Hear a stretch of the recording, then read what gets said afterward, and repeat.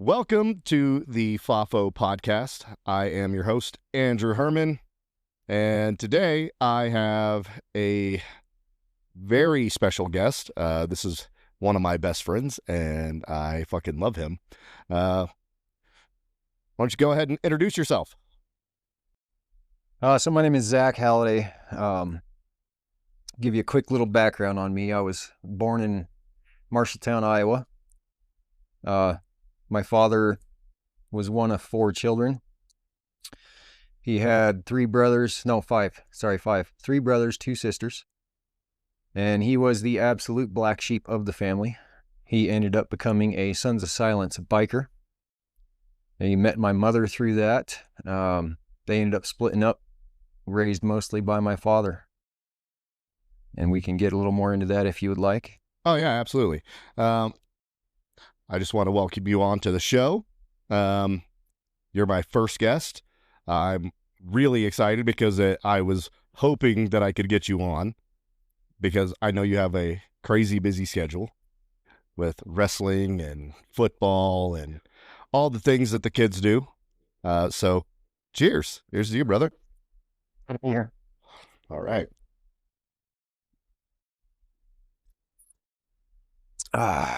So what got you into coaching? My kids. Yeah, absolutely my kids. Myself, actually, I was raised by a single father. Not just any single father, an outlaw single father. Oh, yeah. And so he was constantly trying to prove to everyone that he could do it, that he was doing it well. One of the only ways he really knew to do that was me visibly being very well fed. And so as a freshman in high school, I was 220 pounds, maybe 5 foot tall. Yeah. So I was not the most athletic kid in the world. I played some baseball. I tried wrestling. I tried football. Obviously, my size was a huge detriment. Baseball being one of those few things that you can do. You don't have to be in super great shape or anything like that. Yeah. I excelled at baseball. Tried wrestling my freshman year of high school. Coach Schaefer in Spencer, Iowa. And that high school was voted the coach of the year at least once in Iowa. Excellent coach, knew his stuff, but he was an old style coach. You could still, oh yeah. Yeah, he found me in the hallways one day, and I'll never forget. He says, "Halladay, how come you're not in my wrestling room?" I said, "I don't know, coach. Show up tomorrow." "Okay, coach." So I show up, and it is the most brutal thing I had ever endured in my life to that point. 90-degree room, getting the crap pounded out of me by the high school state heavyweight champ Mike Engelman, who to this day, you can look his record up. He's pretty well known. He was the other end of the heavyweight spectrum, though. He was 6'2", solid muscle. And he suplexed me every practice and knocked me unconscious at least once. Oh. And that, combined with the severe muscle cramps that coach did not know how to tell me to deal with, I quit. I did the easy way out and I quit, which is one of the,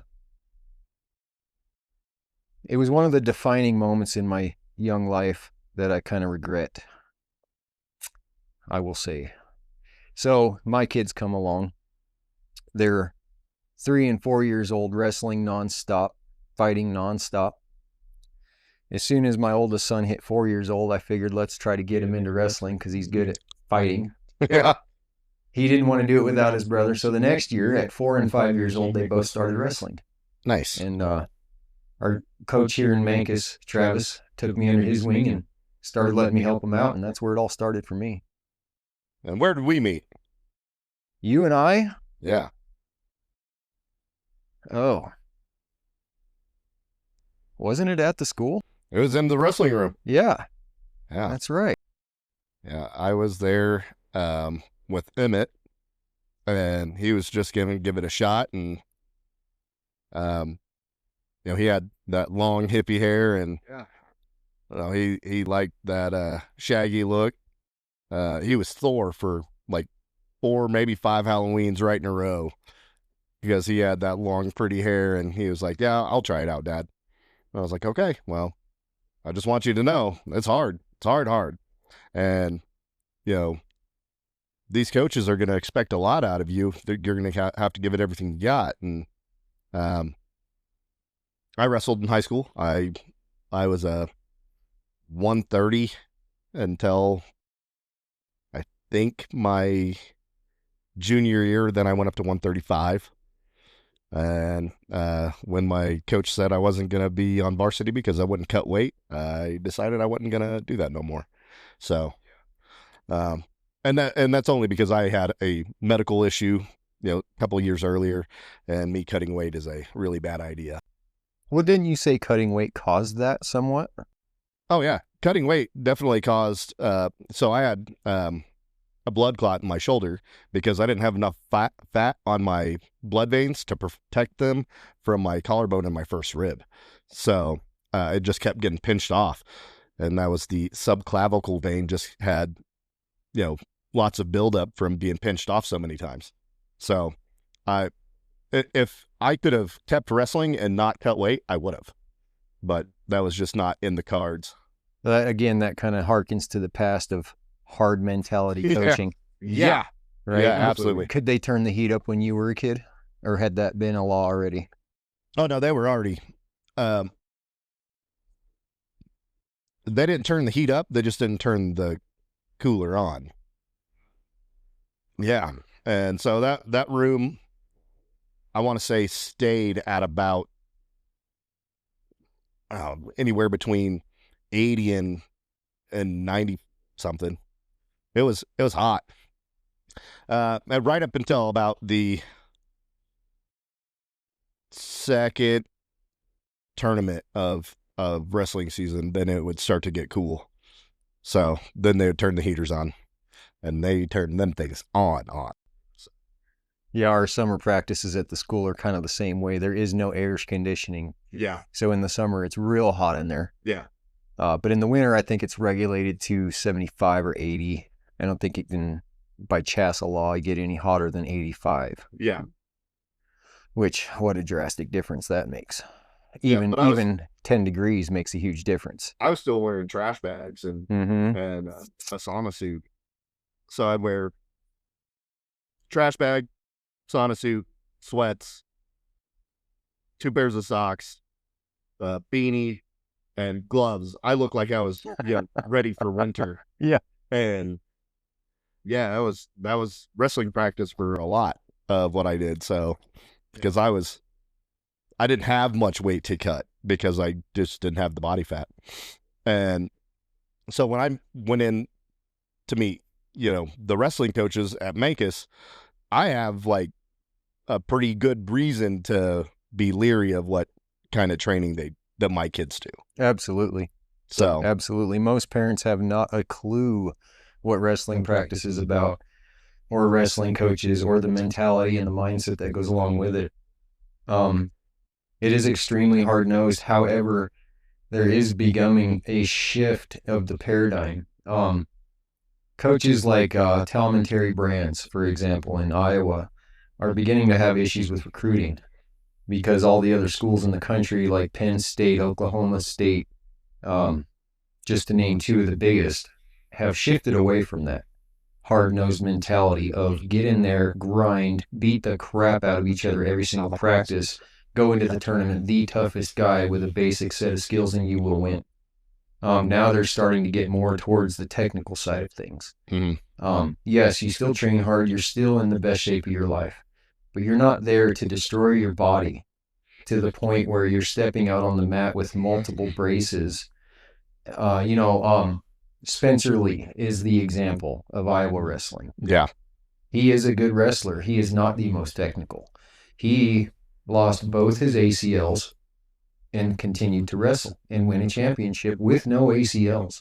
Oh my God. And that is just kind of the Iowa mentality of be the toughest. Oh yeah. And so I've got a little bit of a mix, and I like to say that it's a strength rather than a weakness. Because I didn't grow up wrestling, I don't have a hard-nosed idea of what it should be. Guys that were successful young wrestling, they have this tendency to believe their way is the only way, and it is the right way. Coach Allison, for example.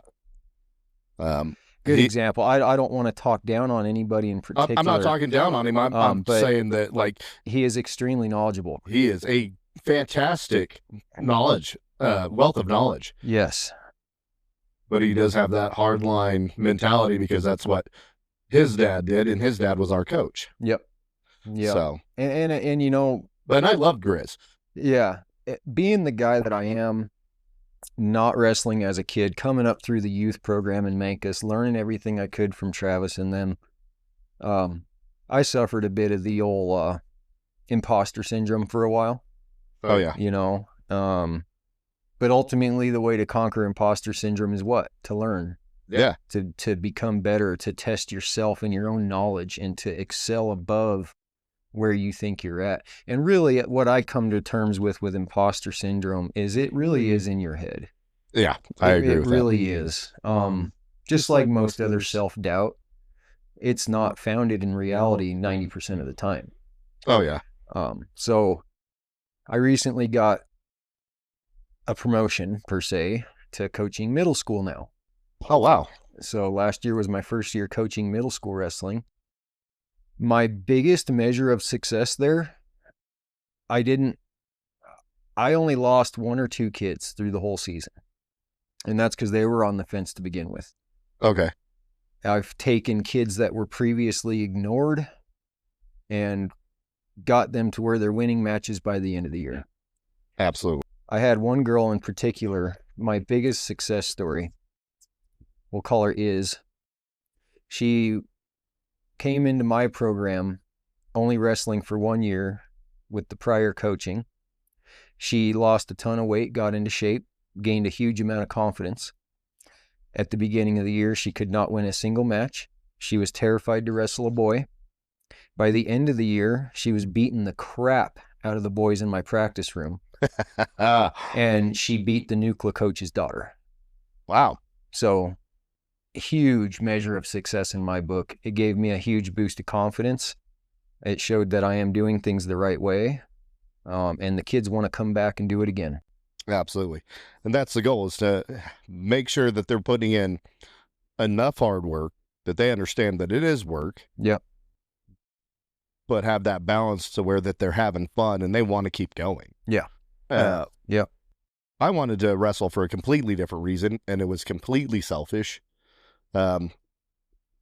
Because when I was in high school, I didn't get along with my older brother, and he played basketball, and I didn't want to do the same shit he was doing.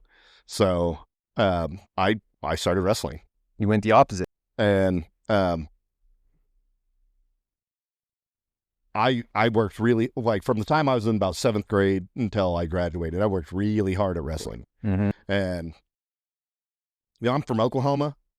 I didn't understand that Oklahoma had one of the best wrestling programs in the world until I think I was in middle school when I found out.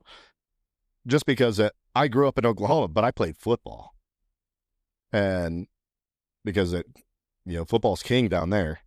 And when I get to look back now as an adult and see how big of an opportunity I missed just because I was too focused on one sport. And now I'm like, oh, okay. Well, at least now I know, and I have a knowledge base that I can pass on. And so when I got to help you out with wrestling practices, I had a blast. Oh, it's so fun. It was so much fun. So fun. I enjoyed that more than I expected. Yeah. And I'd coached football before. I'd coached my oldest son in Washington for 2 years. And then I coached him 1 year in Mancos before, David made it known that I put too much pressure on him. He didn't like the way I coached him. Mm. And it was just because I felt like that he had more potential than what he was showing. And he didn't care for that. So I didn't coach after that, and he flourished, for the lack of a better word, until he got a concussion, and then he didn't want to play no more. Yeah, because concussions are a big deal. And at the time, I had just started learning about the concussion issues that football has. And like, as soon as I found out that he had a concussion, he was like, I can go to practice. I'm like, no, you can't. Not until a doctor clears you. That is not happening. And I've had concussions, and I've worked through it, and I shouldn't have. I have a TBI that I found out about.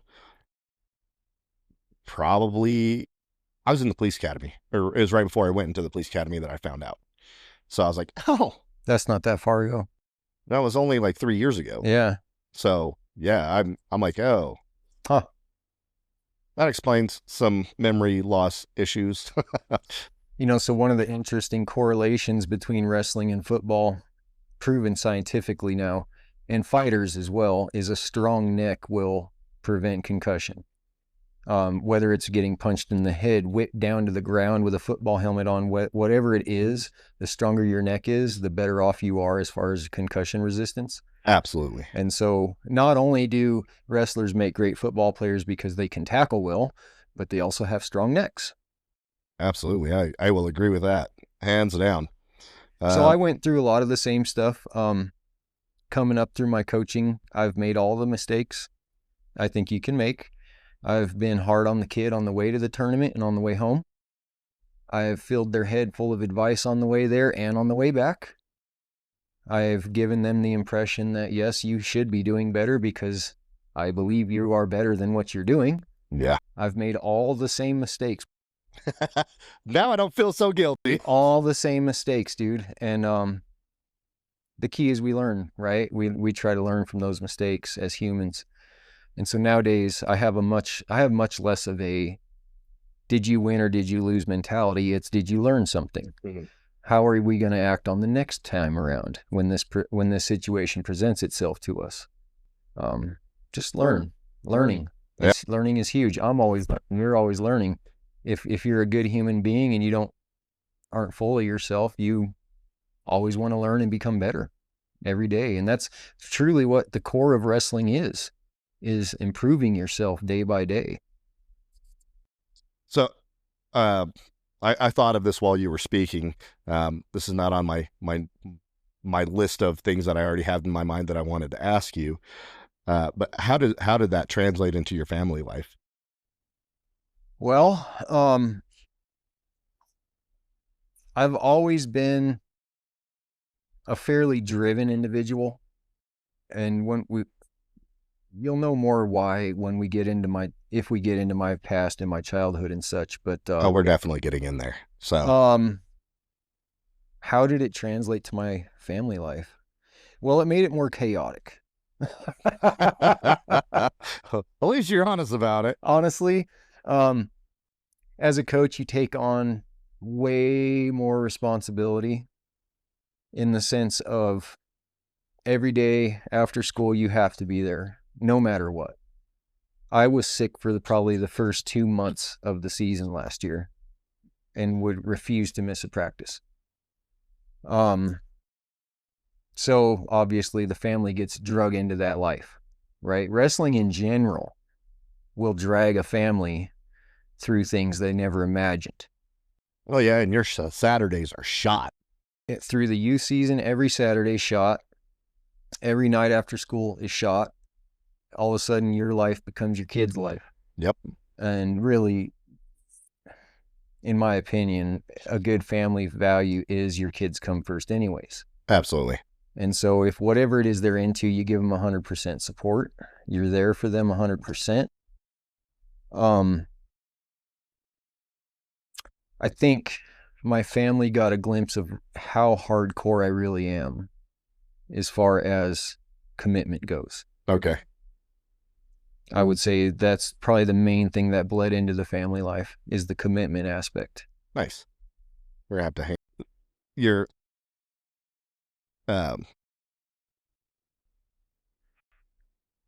You were asking about how it. No, I'm saying like it translated because of your like it showed your family how committed you are.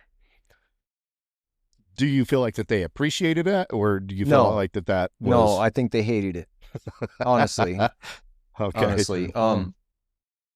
My wife is always saying how hardcore I got to be about everything. I got to be very extreme about everything. But you know how when we're raised, depending on how our family structure is, we will either gravitate towards that as we get older or we will go away from it.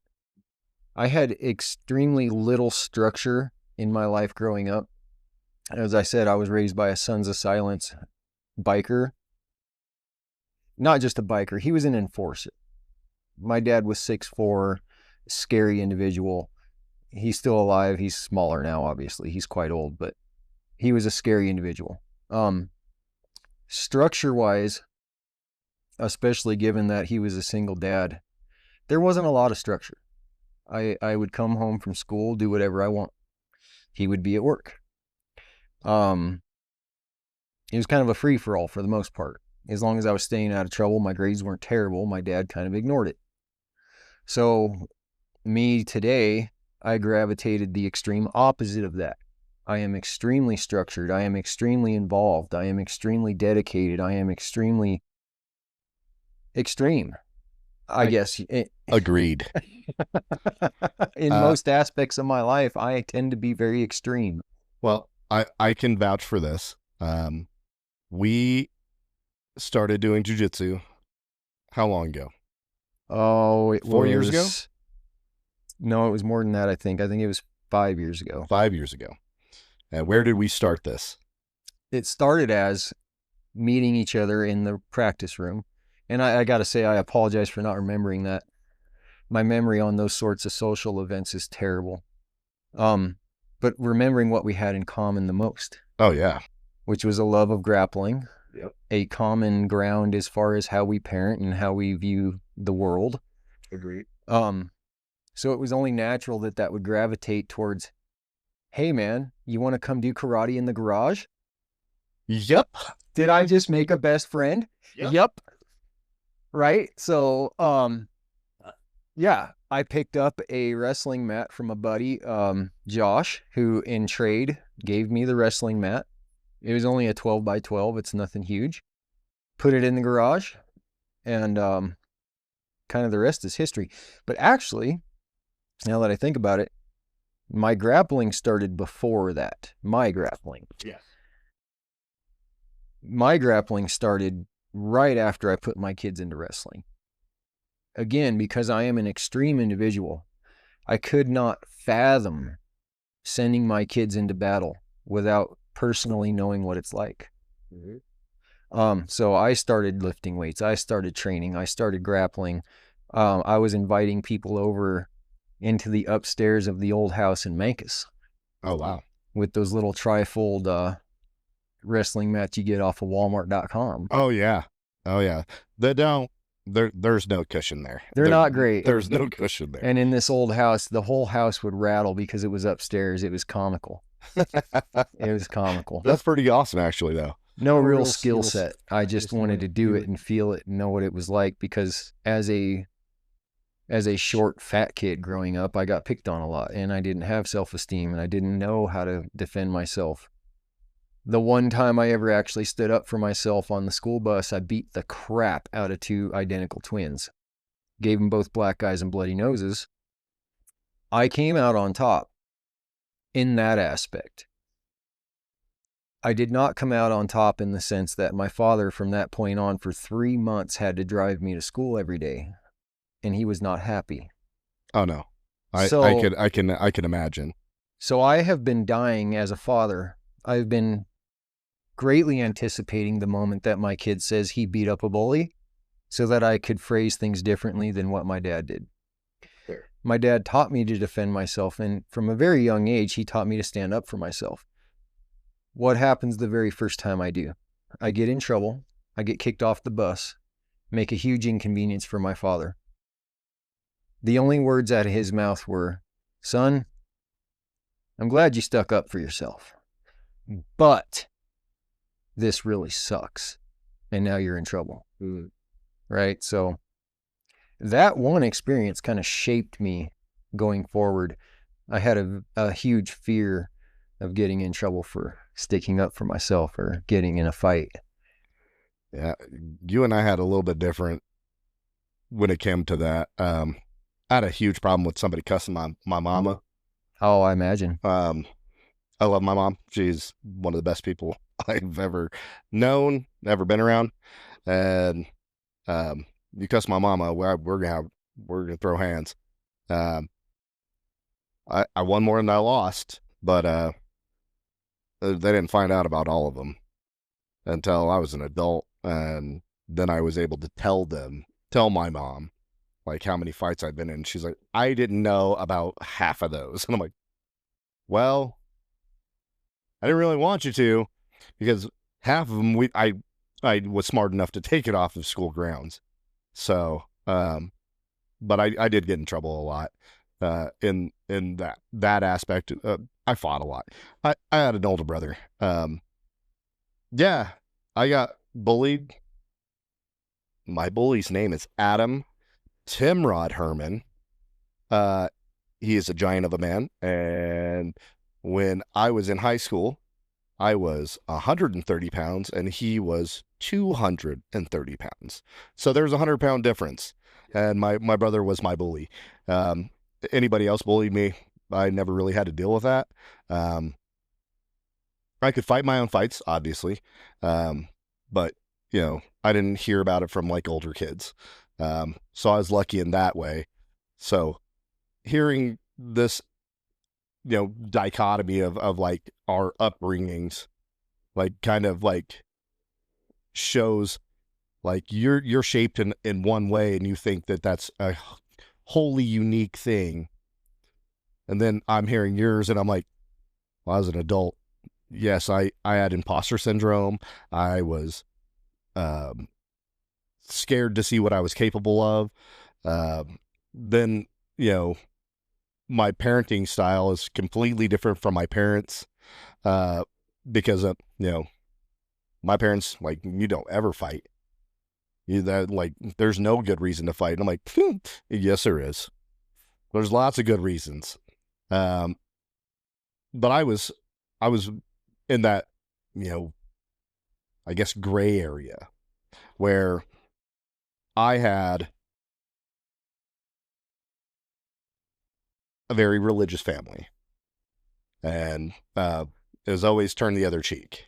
Mm. And I don't know how to do that. Like, I tried, and I really tried, but I am not good at that. I don't have that temperament. It's not a thing. So hearing yours, I'm like, you have self-control. I didn't have self-control until I was like 17 or 18. I would have called it fear. Fear. It wasn't necessarily self-control. Here we go. So you were saying that you would call it more fear. Yeah. So after that initial bully beatdown, let's say, I was terrified to disappoint my father again, terrified to cause any kind of ripples, terrified to get in trouble in that sense and cause a problem. My body shape to this day, 5'10", 180 pounds. My father, 6'4", terrifying, right? Imagine, every son growing up has that fear of his father. My father, with a fist almost twice as wide as mine, being 6'4", knowing what he was capable of, I was terrified of the man. And so to disappoint him was also terrifying. So, I don't know. I can't even tell you exactly how it slipped into that, but I had never really fought without having blackout anger. So definitely not self-control. Just a fear of the consequences is really what stopped me. Okay. That makes sense. I had blackout anger.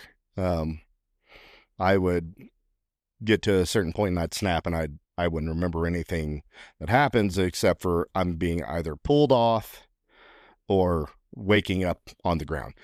there was no in between, and most of that was because of my older brother, because he's a big dude, and he had fists like that too.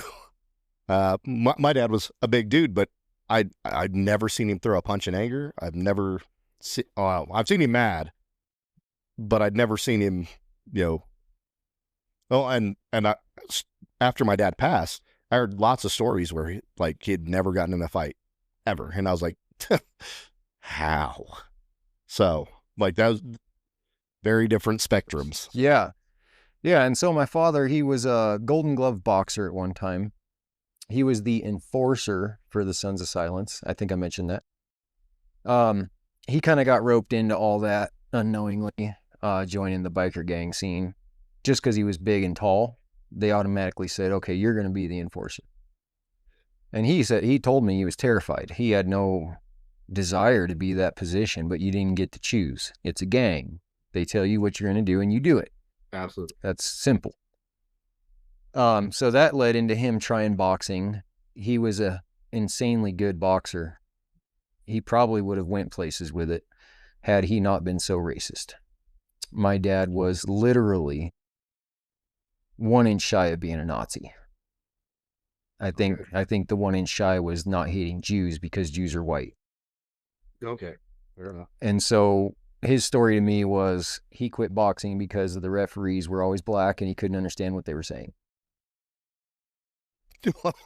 I don't mean to laugh. I don't mean to make light of that. That's funny as shit. Man. So he Wow. taught me some degree of self-defense. He taught me how to throw a quick, hard punch. He taught me to bust them in the nose first punch, and then they bleed and they have trouble seeing. And after that, it makes it easier. Right. I don't know. It was terror, really. It was extreme fear. My whole life growing up was a lot of fear. I think, oh wow, that just hit kind of deep. I don't think I've ever really thought of that before. Never really, acknowledged that. No, Yeah. I don't think I've ever acknowledged that. Yeah, the majority of my childhood was fear. Wow. Yeah, it's harsh.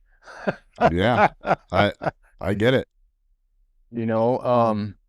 There was the constant fear of, is somebody going to come and take me away? There was the constant fear of, where are we going to live next year? My dad and I tended to bounce from house to house, location to location a lot. Never worried about food. He always kept me well fed. Like I said, he made sure I was fat. Say, well, he's taking care of that kid. I remember watching my father get in fights a few different times. One of them, he was defending me at a bar. I hung out at bars a lot as a kid, whether it was the biker clubhouse or the local bar. Fair. Right. One memory that is etched in my brain, and it's kind of a sick thought, but I hope I get to do this to somebody someday.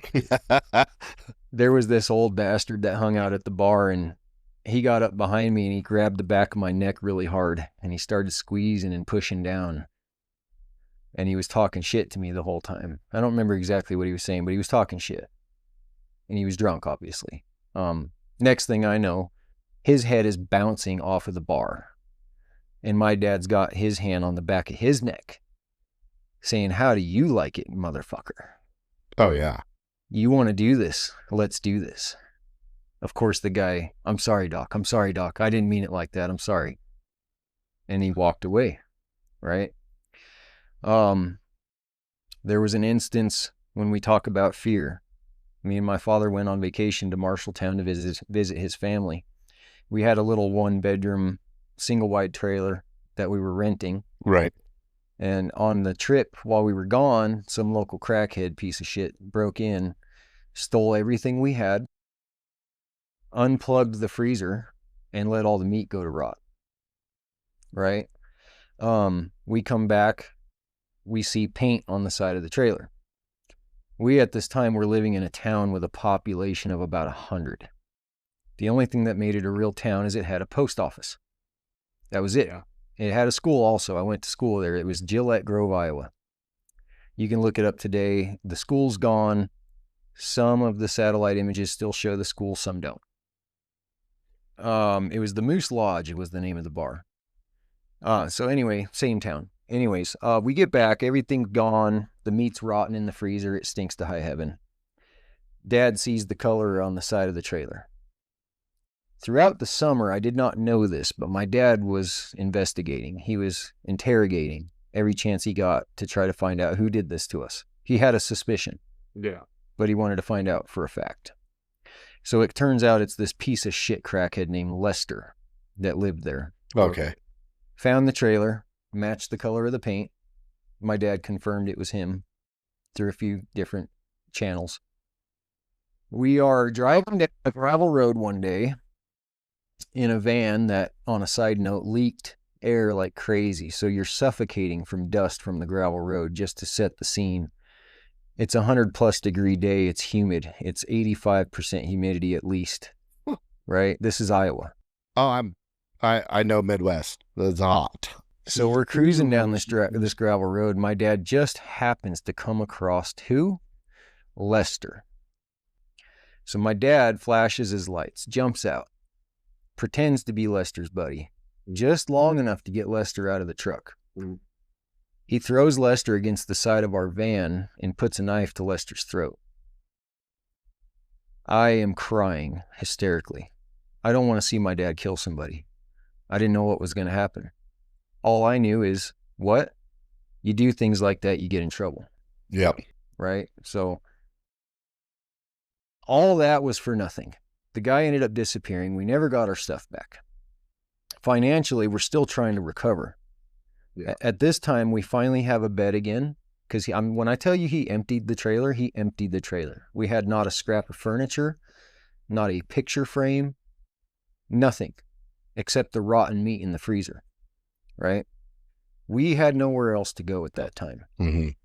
Okay? Winter hits. My dad gets very sick that winter. I think he's going to die. He thinks he's going to die. We obviously don't have health insurance. We don't have anything to our name. We have a little bit of food in the fridge, and that's it. I had a puppy at that time. My dad took the couch, gave me the bed, but because he was so sick, switching between fever and chill, it was on the verge of hypothermia. And what's the other condition when you go past fever? Fever pitch, or whatever it is. I'm not a doctor, but I gave him every blanket. Would that be like closer to like pneumonia? I think so. I think he was on the verge of being pneumonic. Okay.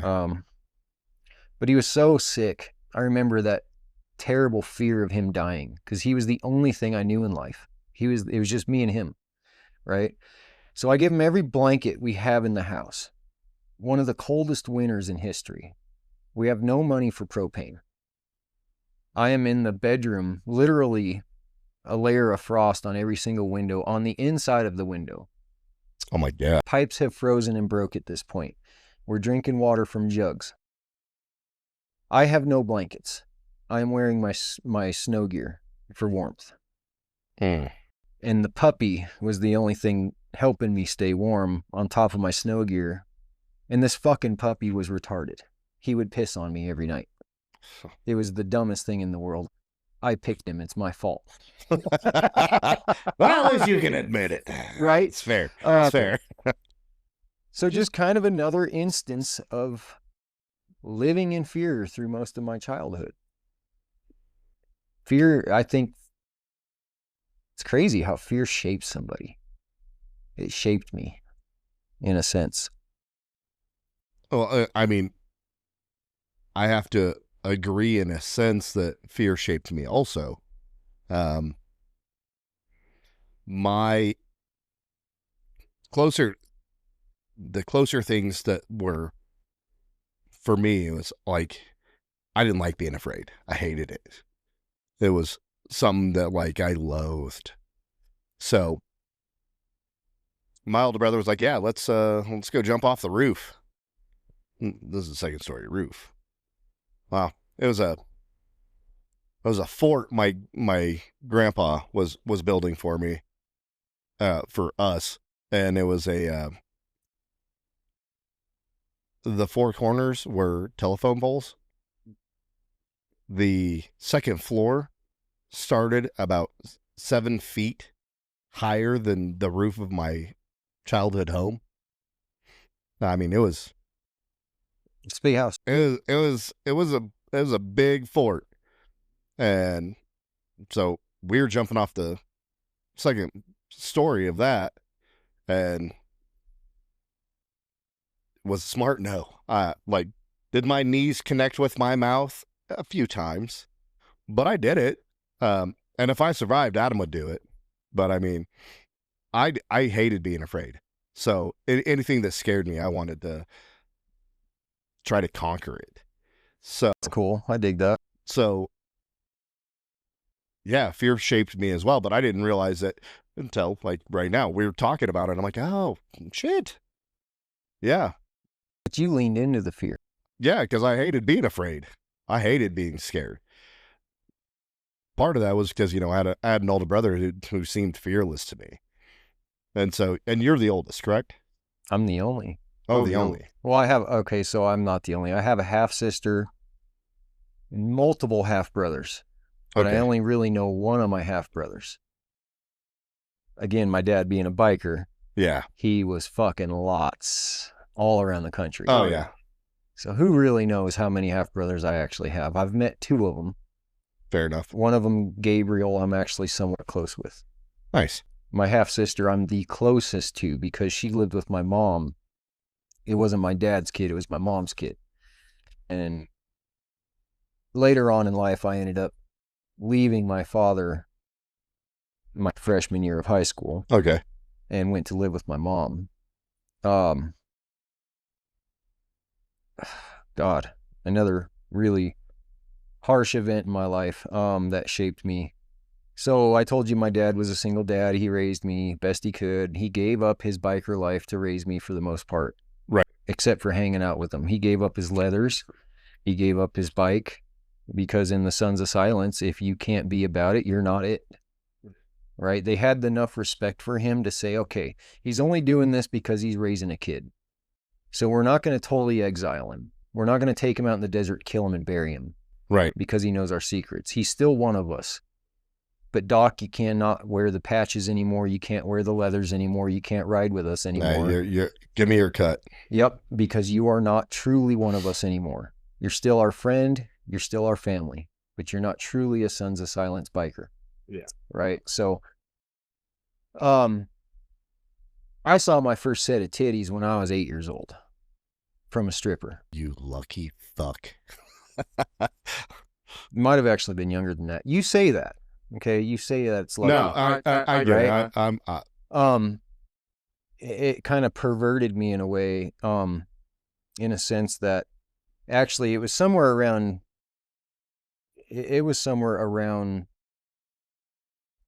kindergarten, first grade that I was exposed to that. No, before that. I think a lot of us men don't talk about it, but I think there's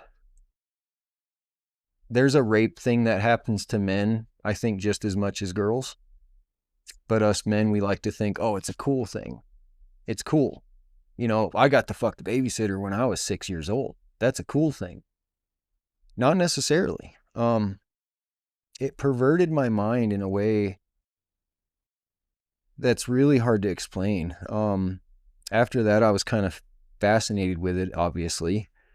She took me in the closet and tried, and it bent it down so hard that it snapped. And so, without getting into more detail, that sucked. Nothing, I don't think that I remember actually came of it. It was just one of those things, right? It was an older babysitter. She was, I think, a teenager. She was curious and wanted to see what everything's like, and I didn't know anything about it. So, from that point on, we have I was that in common. Yeah. So I think it was 12 when I lost. I think it's a far more common thing than people know. But as men, we're expected to be tough about it, and it's a cool thing in our book, right? Well, not necessarily. So that point forward, I had a fascination that I shouldn't have. Okay. My dad, again, all his biker buddies that we would live with and stay with, tended to have nudie magazines everywhere. I remember kindergarten, first grade, there was a stack of them under the bathroom sink every day after school. I was calling international phone numbers and racking up a giant phone bill. But your dad loved that. Oh, I got in big trouble for that one. Yeah, I bet. big trouble for that one. Back then it got charged to your phone line. Oh yeah. So the phone bill was astronomical. I think I did the. Do you remember the party line? Yeah, I think that I don't know if it was Adam and me or if it was just Adam, but I remember. Oh, actually, it was Adam and me because we were sitting there together listening to the party line. Oh my God. When my mom saw that $200 and something bill, oh my God, I didn't sit down for a week. And so at my age, I think that was like a weird thing that like everybody had to do in the 90s. No, I think everybody goes through it. I do. I don't think they went through it at the age I did. Probably not. Right? I was far too young to have that kind of a fascination. And the only thing I really remember about that event was every girl I talked to, after the first minute, they knew this is a little kid, doesn't know what the hell he's talking about, doesn't know anything, hang up the phone. I just made repeated calls because as a little kid, I didn't even know what to expect to come out of it, right? Right. I was just experimenting with things. I don't even know why that came up, but just another life-shaping event, I guess. Yeah. So, like, with those kind of experiences, how do you think that has shaped you as a father? I don't think that affected me a lot as a father per se, but it definitely affected me as a husband. Being raised by a single father, I did not know how to treat a woman, especially a womanizer like my dad, right? The only girlfriend I remember him ever having as a kid was named Vicky, and she was dumb as a box of rocks. She could not cook a just add water pancake. That's not a joke. That is not a joke in the least. He asked me one day, "Hey, son, what do you think about her?" And I I vividly remember saying, "I don't know, Dad, but she can't cook." I just remember him looking at me and kind of chuckling and saying, "Well, I guess that's a big disqualifier, isn't it?" She was kind of my first introduction to horses in the farm life because her dad owned a farm with horses and things like that. And that's where my distaste for horses came from. I suppose. Not because of her, but they'd make me ride this pony every time, and the pony would lay down on me halfway through the frickin' ride every time, and it was just a pain in the butt. You and I's experience with horses are very different. Yeah. I'm sure I didn't have the greatest experiences. Another one was we went out riding with a friend, and they just sent us off into the pasture. Well, they didn't tell me that Duke was afraid of water. And we hit a big flat spot in the pasture with water holes. And Duke started bucking at a full run. And it smashed my balls against the horn of the saddle as many times as you could imagine. Yeah, I did saddle bronc for a little bit. That was not fun. It was not the smartest thing I ever done. And I'll be honest, I was shocked that I could have kids.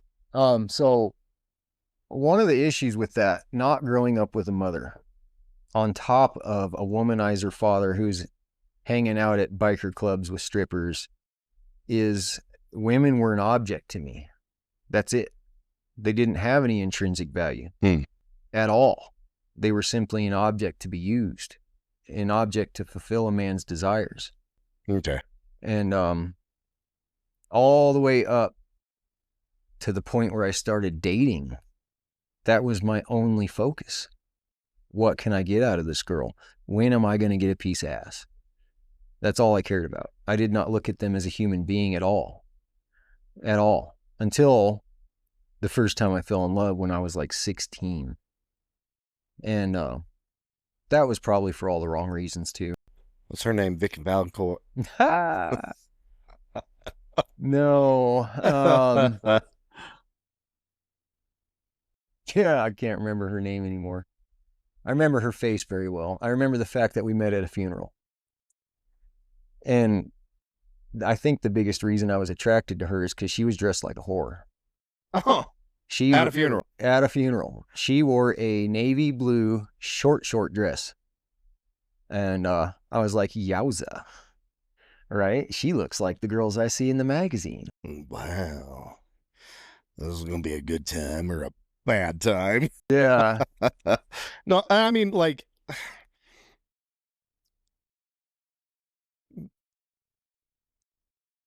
I'm kind of like curious, like, how did she know the person that had passed? It was a mutual family, but married in.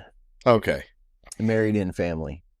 So a little creepy, I suppose. But she wasn't my blood. It wasn't a thing like that. We ended up, like all teenage love, it doesn't last, right? Right. She ended up breaking my heart really bad. I didn't have another serious relationship until I met my wife at 21 years old. Okay. Yeah. So growing up with that lack of a mother around, with that lack of knowing how to treat a woman, I was a terrible husband for a long time. And I'm still a work in progress, obviously. We all are. Clearly. But I had a very hard time not making everything about me. I had a very hard time acknowledging her emotions at all. It was a huge learning curve. Huge learning curve. But as a father, I make sure I set an example to my kids on how to be a good husband. Okay. I strive for that. So I bring her flowers randomly on occasion. And it never fails. Every time I do that, somebody in the store says, "Uh-oh, somebody's in the doghouse."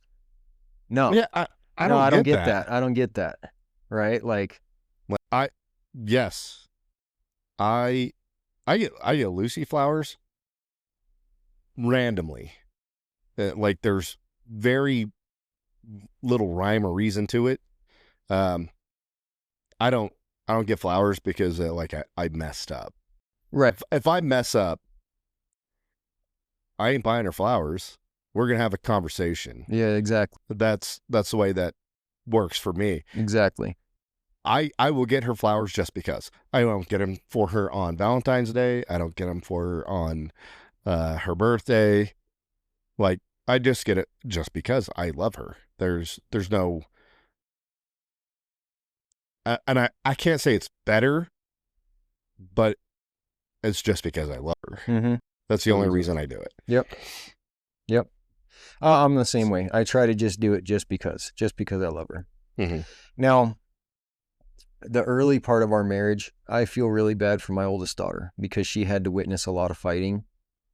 My wife and I are both fire signs. She's an Aries, I'm a Leo. So we do tend to butt heads on occasion. We have trouble giving ground to each other. We have trouble admitting we're wrong. And we will die on that cross for no apparent reason. Yep. Even though it's over a bottle of ketchup in the fridge. It doesn't matter what it is. We have trouble giving ground to each other. Yeah. Right? So, like I said, I feel bad for my daughter. She's the oldest. She had to witness more of that than the boys did. Right. The screaming matches, the fighting. The boys did see some of it.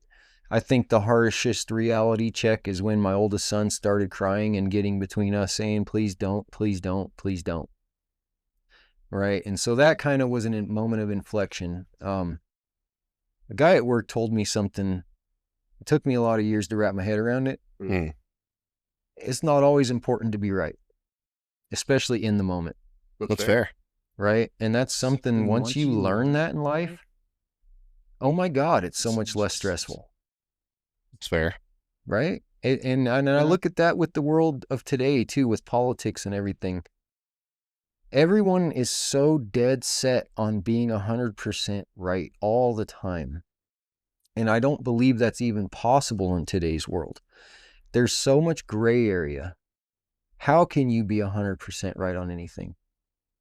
It's not, I don't think it's possible. Unless you're saying the sky is blue or the grass is green or It's camouflage. My shirt is blue. That could be subjective even if you're colorblind, right? Yeah. How in the world could anybody be 100% right on anything in the political landscape? Well, I know I've talked about this on the podcast before. My father was a peacemaker. My father was gay. Um, knew he was gay from little bitty, or knew that he was different. Right. Didn't know that he was necessarily gay until he was a little older. But my dad was the peacemaker. I mean, you ask any of my family, they'll be like, yeah, Fred was definitely a peacemaker. Um, and I think it was because he learned how to compromise when he was really young. Um, I learned how to compromise, but I was older. So I still don't like to compromise, but I can. And I like, how do I explain this right? Because it's going to come out fucked up if I don't say it right. Um, my dad, I think that I was in trouble. I I stole my mom and dad's van.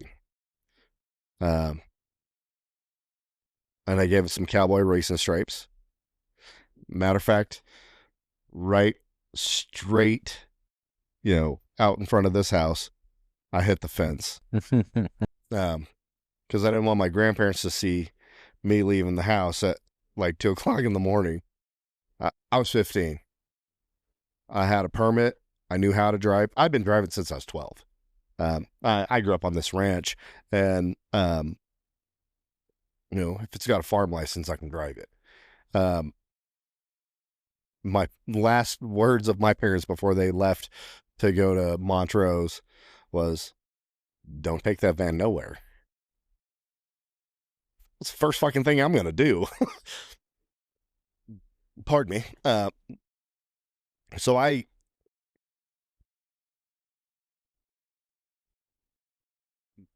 got grounded for a year. And it wasn't like kind of a year, it was a whole year. And my mom was rigid on it.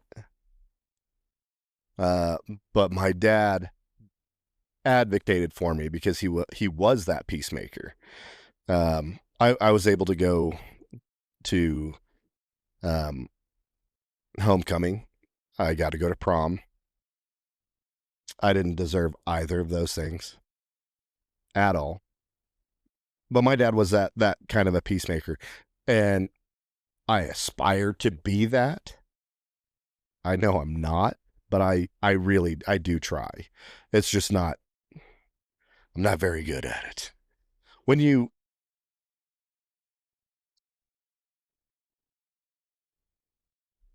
My idea of a man became very different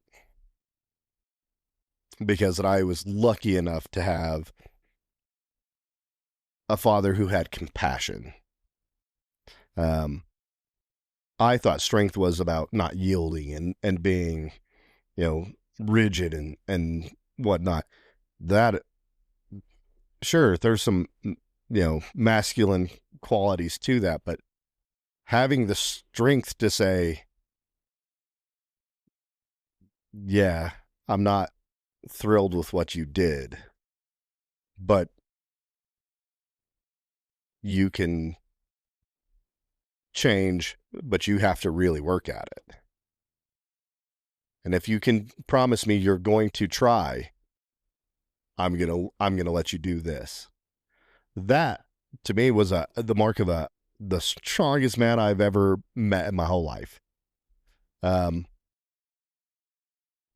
Now I have this thing with my kids.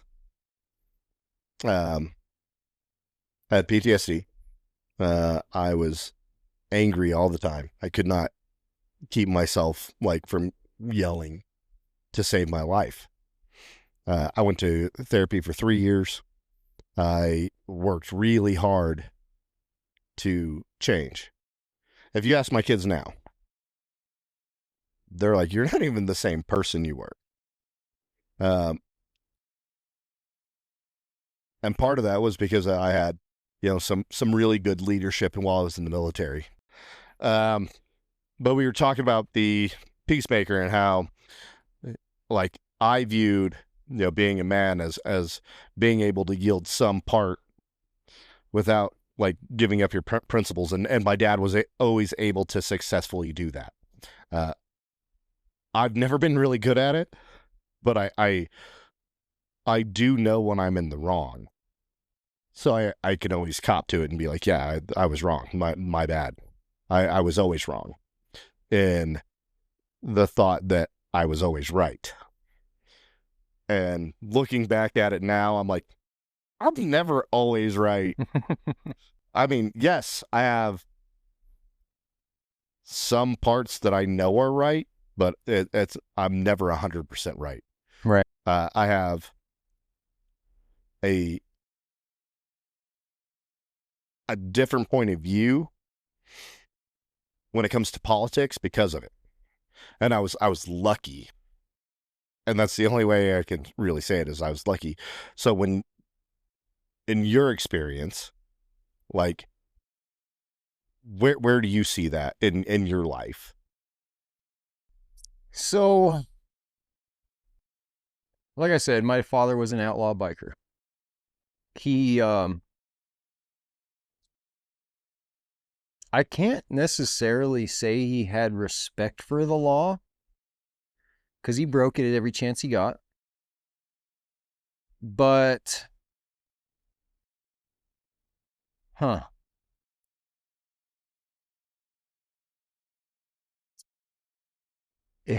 Ironically, the law had respect for my dad.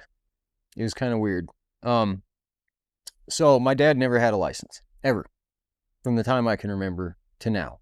He does not have a fucking driver's license.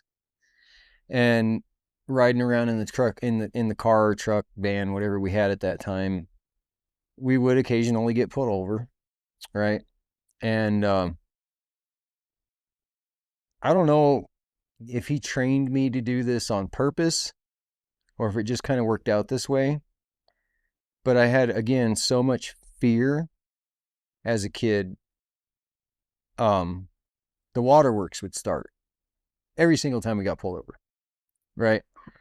And usually the cops would just let my dad off the hook. They didn't want to put me in foster. They didn't want to take me from my dad because I had nowhere else to go. So, they'd let him off the hook. Man. And then when it comes to politics, I don't have a clue what my father's political views were. Not a single clue. All I know for a fact about my dad's political views is he probably threw a screaming ass fit when Obama became president. Because he was extremely racist. Like I said. So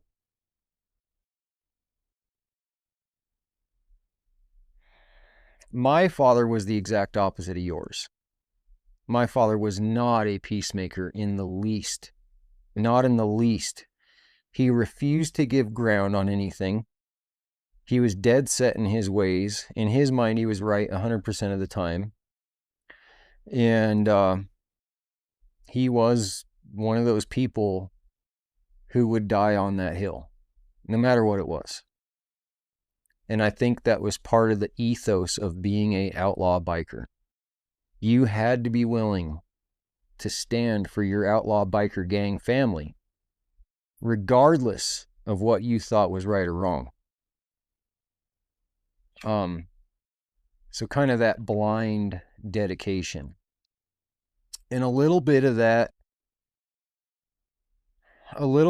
trickled into me as an adult in my early years. But as a kid, we talked about how we tend to go either very opposite of what our parents were, or we lean into it, right? Yeah. So I went the opposite. My father, opposite end of the spectrum, outlaw biker. Hasn't told me a lot of details. I'm pretty sure he was drug running, gun running, everything the Sons of Silence stood for, right? Outlaw, bottom line. So my father's duty was to uphold the law of the club inside of the club. Right. So extremely hard set in his ways, very racist, and that shaped his political life, right? The only thing I remember my father's political views, actually, no, I take that back. I don't remember anything about my father's political views. I don't remember him ever saying a word about politics. But he would stand for his brothers in the club for anything. So loyalty overall. Yes. And I did learn that loyalty. I am an extremely loyal person. Agreed. That is one thing I think I have gotten from my father. But he was extremely hard, fast in his ways. He was not a peacemaker. He did not give ground, not 1 inch to anything. And I think that's part of what made him such a good enforcer when he was an enforcer. There was no ground to give. It was his way or the highway all the time. And so I did carry that into my adulthood.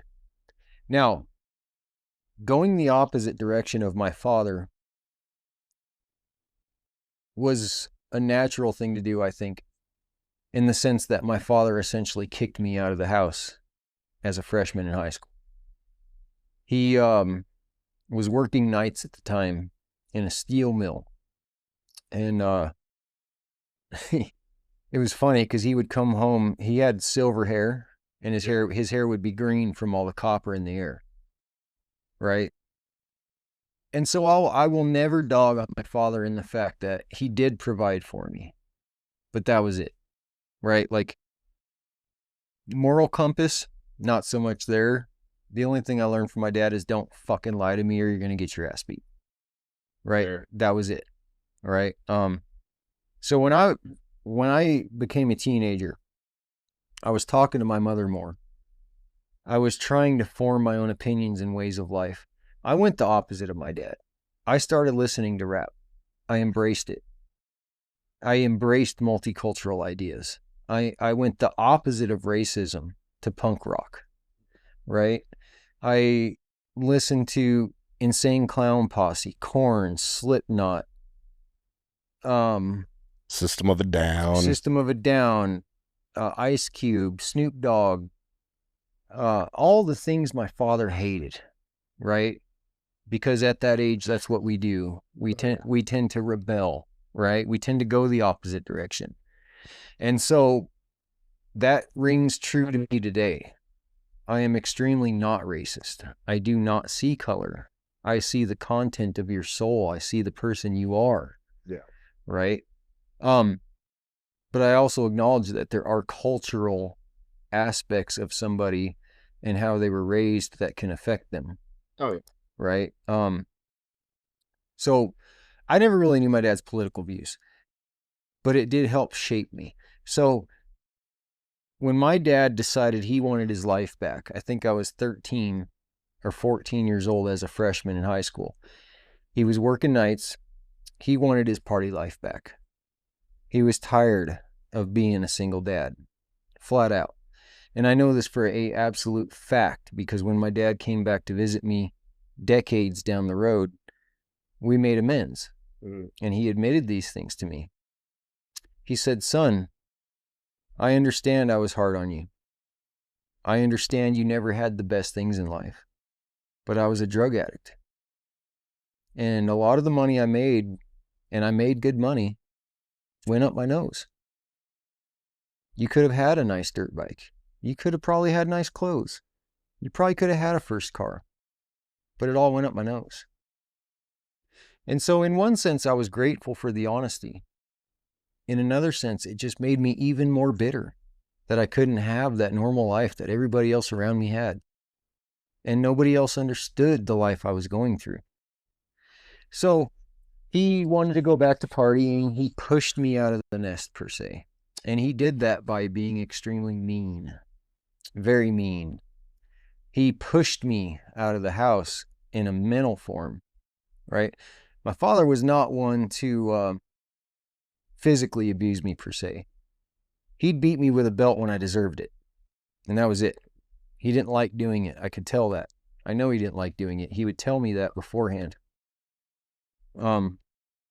So I finally got tired of the constant mental abuse. My dad would ask if I'm gay constantly. He would ridicule me for every little thing I did, everything that I said, the way I acted, the way I dressed.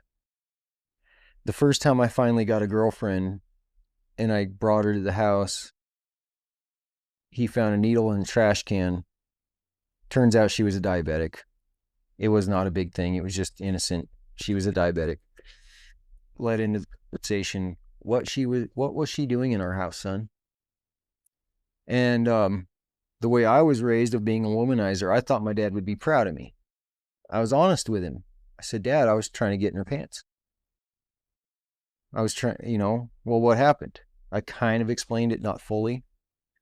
Nothing major happened. I tried real hard because, like I said, I viewed every woman as an object. Her name was Josie. This is one girl I do remember from my past, and I feel horrible for the way I treated her and for the way I thought of her. I thought of her purely as an object of desire. She was my buddy Matt's girlfriend. And for some reason or another, even though I was a short, overweight freshman, I thought I was better than Matt. And so I conned her into coming over to my house. I sweet-talked her into thinking she should be with me instead of Matt. And I tried getting in her pants. It didn't get very far. She ended up leaving. And I told my dad about it. And you know what the rotten bastard said? He said, what, are you molesting girls now? The man that I looked up to that I thought would be proud of me for such a thing would say something like that. And that was the start of it, okay?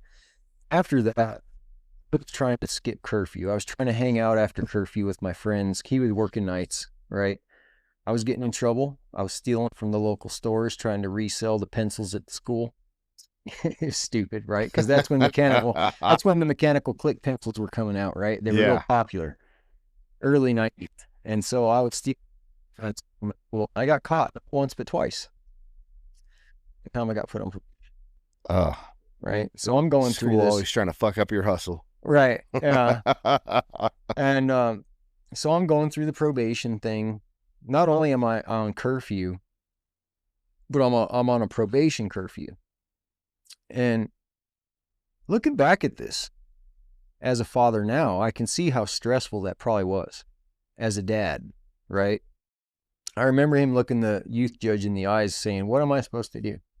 He's too old to beat him. I can't whoop his ass no more. He's 13. It's not doing any good. I mean, and yeah.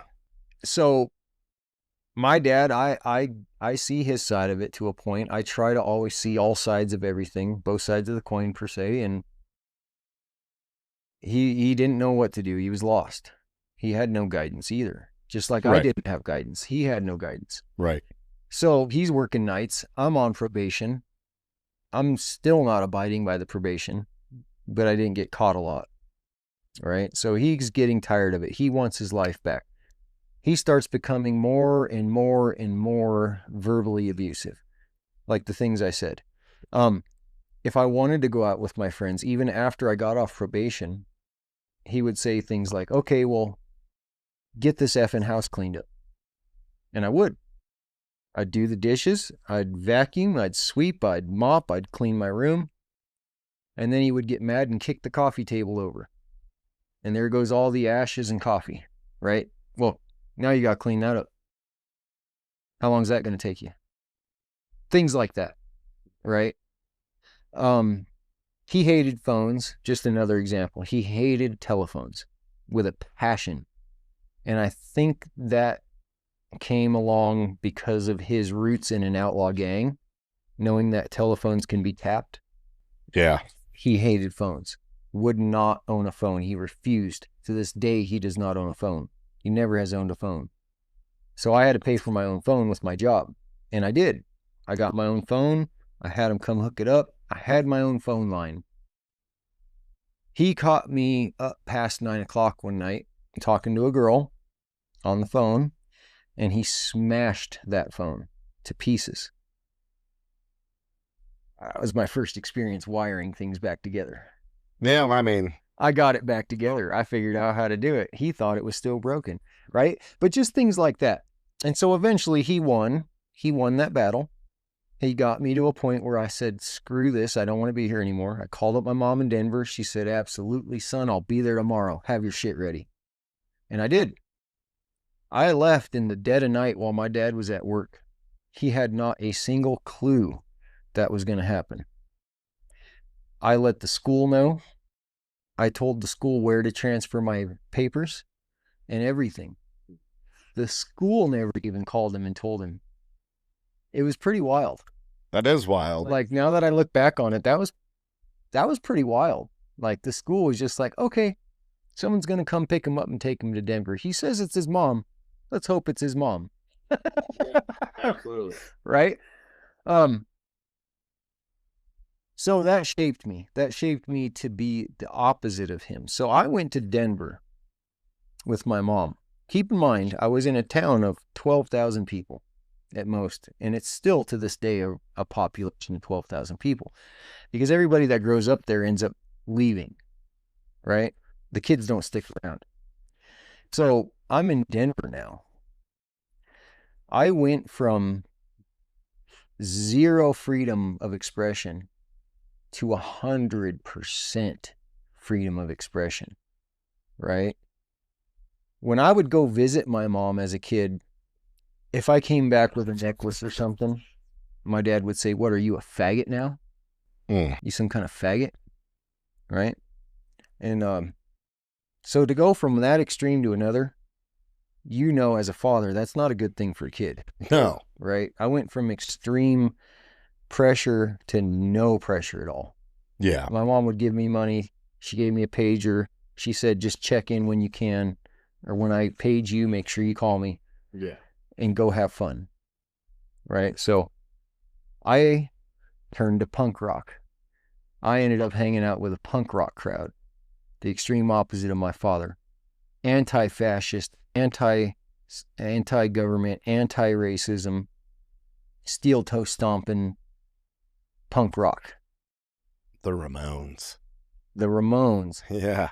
Pennywise. Yes. NoFX. Yes. Blink-182 when we were around chicks. I mean, you got to do what you got to do. You know what I'm saying? So always in my heart, I knew I didn't want to be like my dad when it came to that extreme hate and when it came to that extreme division. So that totally sent me in the opposite political spectrum of him. Right. So that's kind of what that did to me as a young man. I went to an alternative school in Denver. So there was black kids, Mexican kids, white kids, nerds, jocks, you name it. The whole melting pot was there. The whole gamut. The whole gambit, right? And it was all kids that couldn't make it in a regular school. Gotcha. I had the option when I went there because I tested well enough. I was smart enough. I could have went straight into college and finished my high school credits and went straight into college. But it was very intimidating. And again, there was zero pressure from my mother. Zero. Or my grandfather, who was a very smart man. But zero pressure. So they kind of left it up to me. And I decided I'm going to go to the alternative school, which in turn led to drugs. It led to bad influence. It led to absolute freedom as a teenager. And that's a bad thing. Yeah. It's a bad thing, especially in Denver.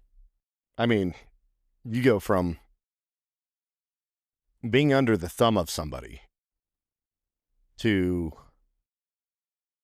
occasionally checking in with your mom. Mm-hmm. Yeah, it's going to lead to some issues.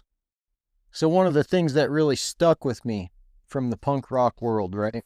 And not a lot of people think about getting meaningful gains in life out of a song, right? But this is one thing that has really stuck with me. If I can, I'd like to read you the lyrics of No Effects, Don't Call Me White. Okay? Gotcha.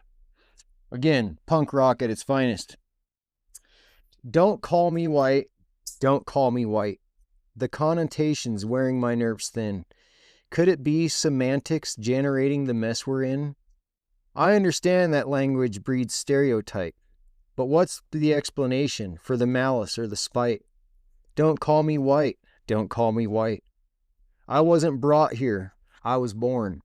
Circumcised, renegized, allegiance sworn. Does this mean I have to take such shit for being who I am? I ain't part of no conspiracy. I'm just your average Joe. Don't call me white, don't call me white. It represents everything I hate. The soap shoved in the mouth to cleanse the mind. The vast majority are sheep. A buttoned collar, stretched and bleached, constricting veins, the blood flow to the brain flow. They're so fucking ordinary white.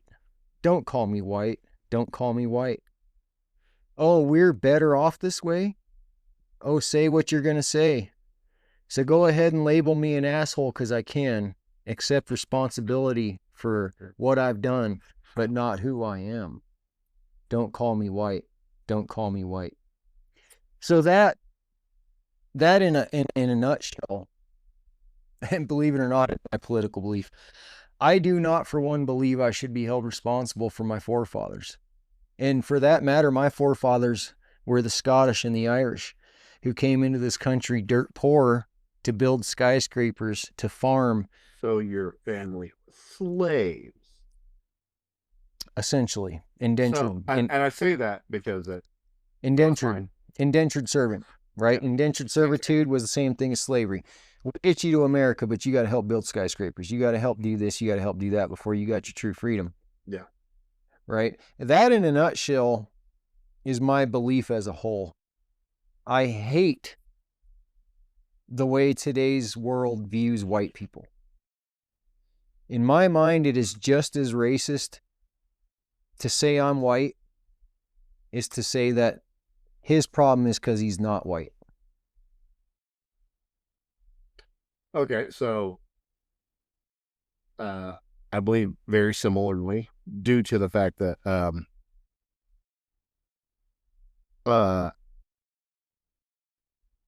all right, so I saw a video very recently. Actually, it was yesterday. Saw a video. It was a little white girl. She had braids, lots of them, and a rotund black lady followed her around and said, "Oh, that looks ugly. That looks ugly. That looks so ugly. Why do you do that? You're stealing my culture, blah, blah, blah." And I'm like, I'm sorry. It's called a Dutch braid for a reason. The Dutch made that braid. Yep. Now, am I minimizing the black culture? No. Am I pointing out that the braids come from the Dutch or Viking culture? Absolutely. That's my heritage. That's where I came from. Yeah. I mean, clearly I have a Nordic rune stave on his face. Well, and to that point, not far from the Scottish were the Norwegians, right? Same kind of principles. The Scottish believed in braids. You had Scottish knotwork. You had Celtic knotwork. You had, and you're from that same culture roughly. I mean, Hermans are German. My last name is Herman. 2 R's, 2 N's, very German. Yep. My grandmother on my dad's side is a Todd. There's a Toddsville, or used to be a Toddsville, in Ireland. And Todd means fox in Gaelic. So that's right. I forget you and I may be related because my side of the family is Todd as well. Exactly. and we are the clan of the three foxes. Yes, that's Yes. the one. Yes. Then on my mom's side, Bond, which is a Scottish name. And I don't remember where. I don't remember my grandma's maiden name. Oh, Martinez. Mm. So, I have a fairly good mix. I got my 23andMe. Most of my stuff came from like Scandinavia, Ireland, Scotland, England. I didn't have any of like Spanish or any of that. Yeah. Until later on in my family's history, where it was Spanish Martinez. Small dip of the toe in the pool. Yeah, that's right. Yeah. That's Yeah. right. But I'm super white. Super white. I mean, You and I could burn in the moon. I'm. Yeah. That's really funny. Yes. So where that all came from, we were slaves. Yeah. Yes, we were. It Yes, we was were. Like Scottish and Irish, they were all slaves. I don't care what anybody says. Indentured servants were slaves. Yeah. I don't care what anybody else says. And too many people in this world, they forget about all that, right? Like history, if forgotten, will repeat itself. It doesn't repeat, but it can. Yes. Okay. So everybody wants to think, oh, well, black people were the only slaves. Well, no, they weren't. Okay. Well, white people should pay reparations. Back to my song. I was born here. Yeah. Right? I didn't have a choice what my skin color was. I didn't have any choice my nationality. Okay? I never owned slaves. My family never owned slaves. Agreed. Okay? Really, who should be paying reparations? The white folks that bought them or the Kenyans that sold them? Right? It could go either way. I agree. Do I feel terrible for the things in the past that have happened? Absolutely. Is it horrible and atrocious? Absolutely, it is. Okay? But to act like you're the only one that's ever been through that is incredibly selfish and short-sighted. The world as a whole was a horrible place. I am going to ask. Oh man, how do I say this right? All right.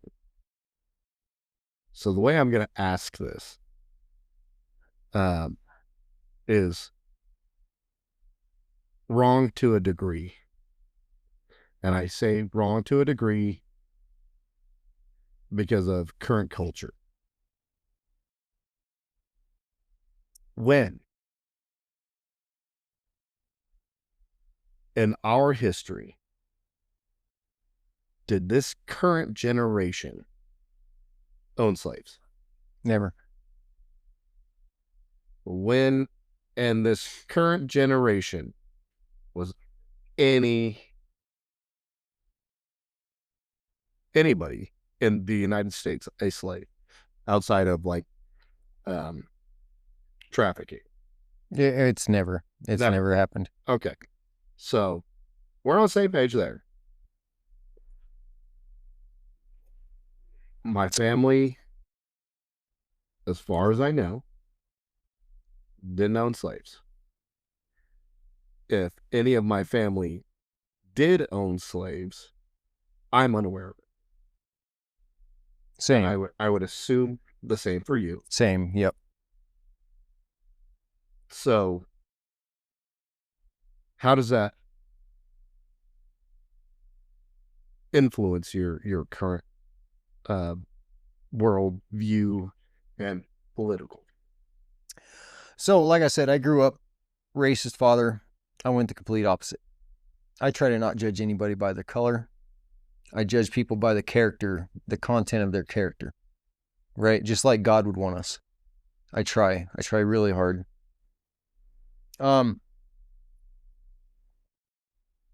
I will say, cultural differences make a difference. Okay. Like I said, when I moved to Denver, I lived in the bad part of Denver. It was Commerce City, Colorado. It was predominantly Mexicans from all different areas of Mexico. White people were actually the minority, and I had been jumped a couple times. Okay. Did I blame all Mexicans for that? No, I didn't. But did I gain an understanding that at a certain time of night in a certain neighborhood, I just shouldn't be there? Absolutely. Because of the way they were brought up, just like the way I was brought up, I went the opposite direction. But we talked about some people don't, some people lean into it, right? So there's a lot of cultures that want to identify the white guy as the bad guy to begin with, right from the get-go, because they were brought up that way. Just like my father tried to raise me as a racist. He tried to get me to see skin color. He tried to get me to hate Tiger Woods because he was a black golfer taking over a white man's world. But I went the opposite direction. So, to a degree, I gained an awareness of cultural differences.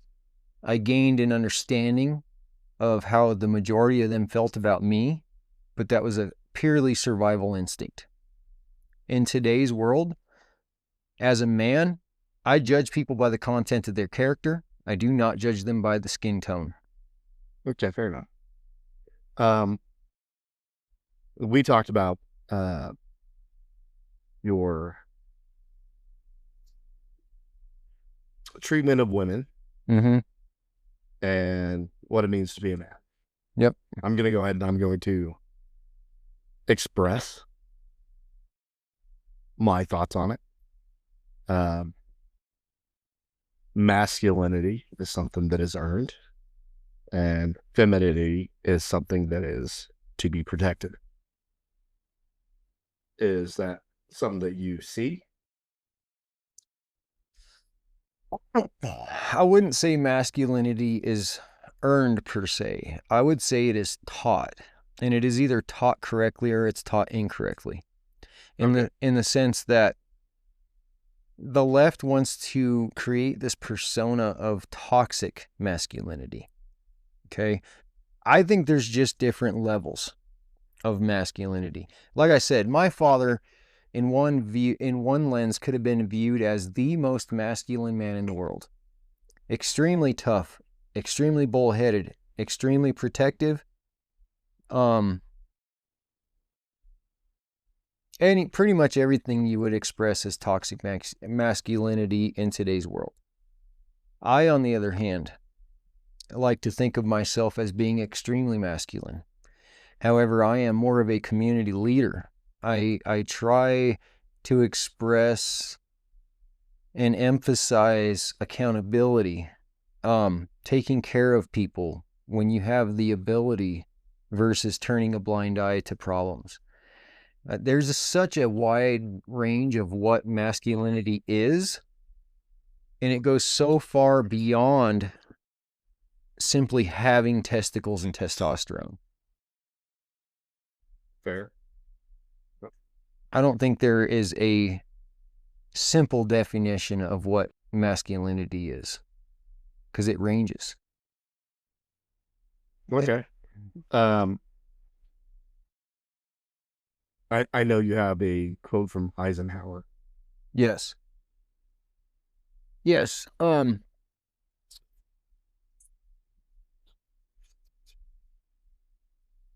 No, that's okay. So basically, everybody knows Eisenhower was one of the greatest presidents we've ever had. It was kind of in a weird time in life right after World War II. We had been saved by our military. Really, we saved the world. We saved the Jews. I don't care what anybody says. America's the greatest country in the world because of that. And we continue to be the greatest country. Right. Yeah.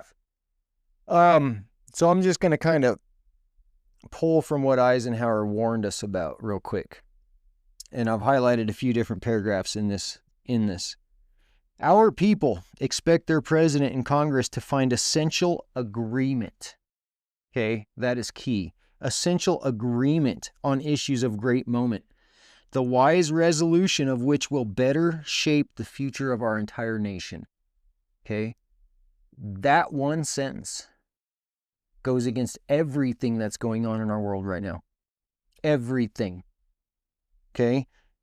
My own relations with Congress, which began on a remote and tenuous basis when long ago a member of the Senate appointed me to the West Point, have since ranged to the intimate during the war and immediate post-war period, and finally to the mutually interdependent during these past 8 years.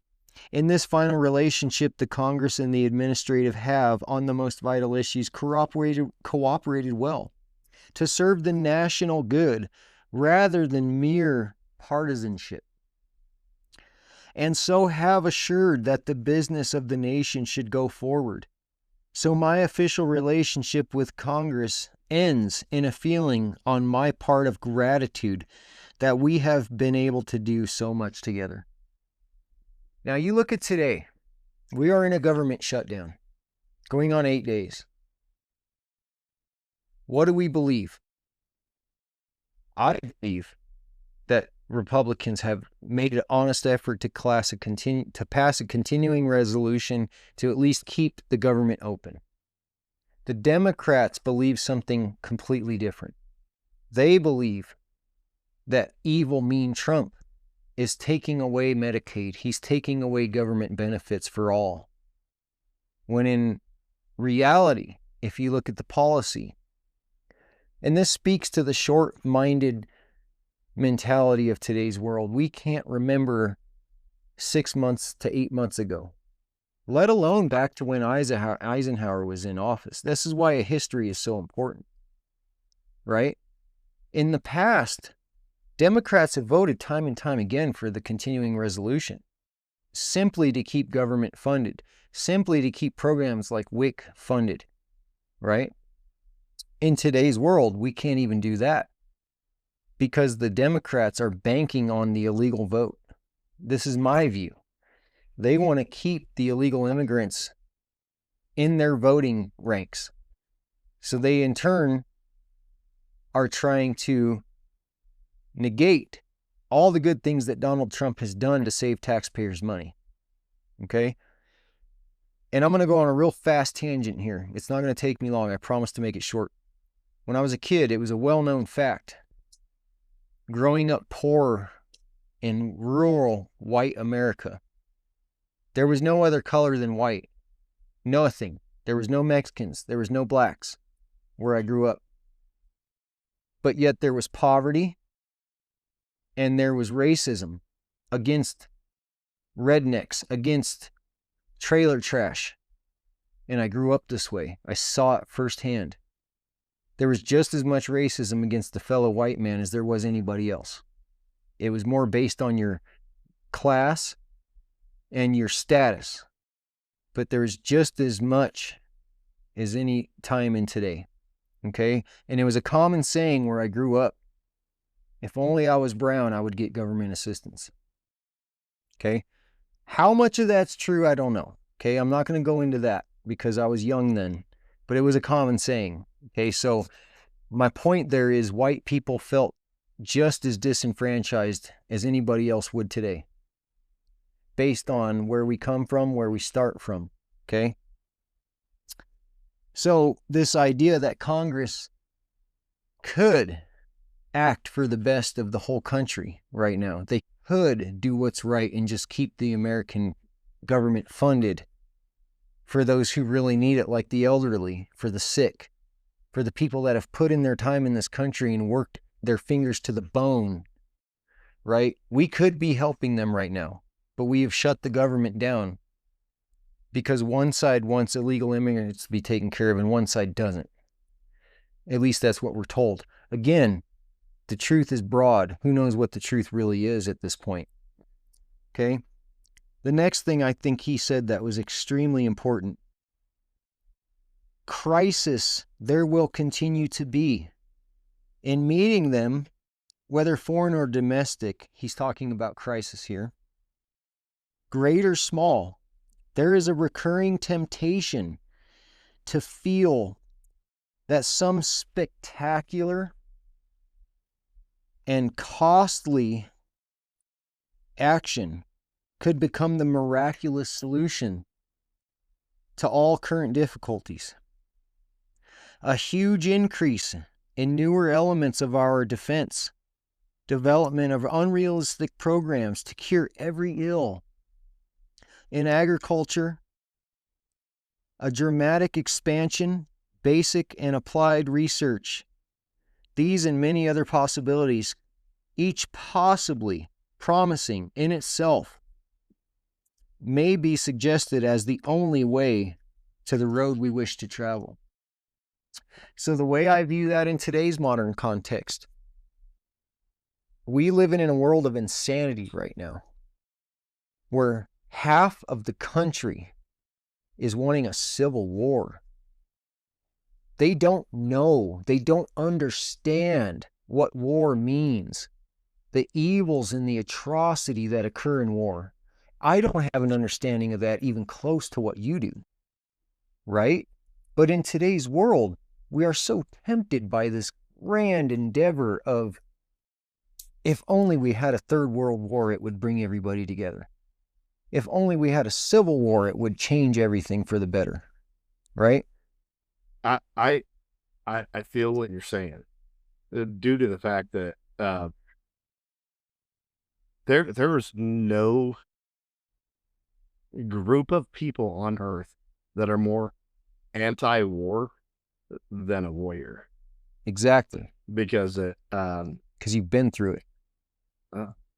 And granted, I have not seen much in comparison to some, but I have seen enough that I really would hate for any son or daughter of mine to do any of that. I've been lucky enough to be able to say, I would prefer you not. Right. I've told my kids, you want to go to college? Fucking the Navy's hiring. They're like, go to the Navy, go to college that way. Mm-hmm. If you want like an actual, like real life experience, go to the military, because you're going to, you're going to end up with a group of people that have been through what you've been through. They're going to know the experiences you've gone through, like while you were in the service. Now, are you going to be able to like have the exact same experiences over life? Probably not. But to me, I feel closer to some of the guys I served with than my own brothers. Mm-hmm. Now, my older brother and I, we're much closer. And that's only because we are both in the military. We've both seen things that are crazy.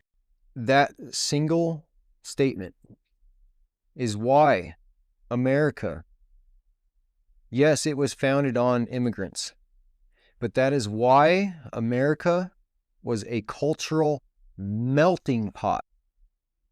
It was never meant to be culturally diverse. America was meant to take the best of all worlds, melt it down, and reform it to America. So I'm gonna point this out, just because yes, this is the melting pot of the world. The founding fathers, brilliant men. Would you agree? Okay. 55 out of 56 of the founding fathers believed that this was supposed to be a Christian nation. If you were to read the state constitutions of the original 13 colonies, it was made very evident that you're to be a Christian person. So when the Declaration of Independence and the Constitution was written, those things were implied. Yeah. And I view like what's going on now is we are a country that believes in that. Yep. So it's hard to watch the world, go the way it's going. We were designed to be a Christian nation. I believe differently due to the fact that it was a year and some change before, or maybe even 2 years before I even spoke to God again after my son died. I want to say that my beliefs changed due to the fact that I didn't understand a God that would allow a 3-year-old child to die in the way that he did. So I picked up a lot of Norse pagan beliefs. There's a god in Norse mythology that is his name's Tyr. He believed in strategy, and he was the god of warfare, strategy and sacrifice. I implemented a lot of that into my own personal beliefs, and then over the past several years, I've started to feel more of my Christian roots coming out in me in the way that I believe. I'm not saying that everything that I'll be really honest, I don't know what is out there. I don't know if it is the God of the Bible.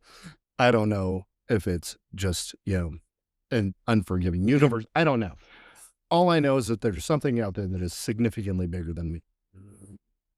And the way that the founding fathers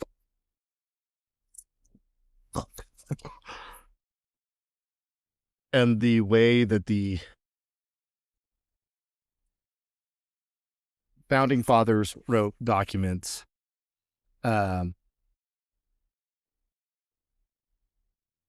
makes it very evident that this was supposed to be a Christian nation. And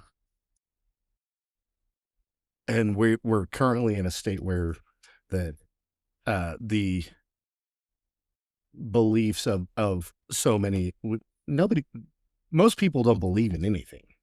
So it's hard to say that we are right or wrong in one sense or another. I still hold like many Norse pagan beliefs, due to the fact that they believed that you have to respect nature. You have to respect, others to an extent. You have to be willing to yield in certain aspects of of who you are. Yeah. My ultimate belief is that this country doesn't believe in anything anymore. And I don't know what to do with that. I don't know how to fix that. I can't say that. Well, it's a huge problem, right? Regardless of your ethnicity or religious beliefs, a lack of morals is a problem. Agreed. Right. And in today's world, we're trying to be spoon fed this idea of whatever it takes to make you happy in the moment is the right thing. Right. And that goes against everything in religion. Right. Because what is the ethos of religion? The ethos of religion is treat those the way you'd want to be treated. Love as you'd want to be loved.